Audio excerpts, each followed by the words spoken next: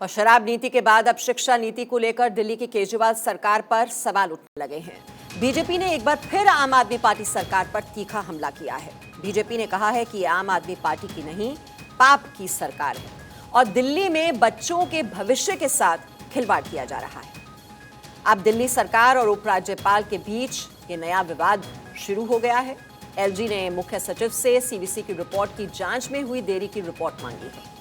दरअसल सीवीसी ने दिल्ली के स्कूलों में बने नए क्लासरूम में गड़बड़ी की बात कही थी, जिसकी रिपोर्ट 2020 में दी गई थी, पर अभी तक रिपोर्ट पर एक्शन नहीं लिया गया। बीजेपी सवाल कर रही है कि 27 फरवरी 2020 को सौंपी गई थी रिपोर्ट, पर 2.5 साल तक दिल्ली सरकार ने कार्रवाई क्यों नहीं की।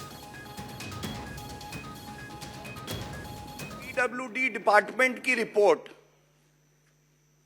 जो कि अरविंद केजरीवाल के ही इशारे पे दी गई, कहा जाता है कि हम जो स्कूल हैं वहां पे अतिरिक्त कमरे बनवाएंगे। ये अतिरिक्त कमरे बताते हैं 2400 कमरों की करीब क्लासरूम जिनको बनाना था, जरूरत थी, लेकिन इसको बढ़ा के 7180 करा गया। इस पे कंप्लेंट में यह भी आया कि जो कंस्ट्रक्शन कॉस्ट है वो टेंडर देने के बाद भी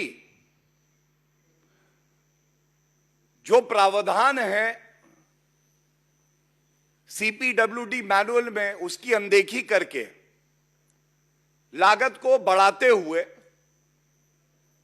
जिससे कि मुनाफाखोरी कर सकें, अपने चिन्हित ठेकेदारों को ठेका दे सकें,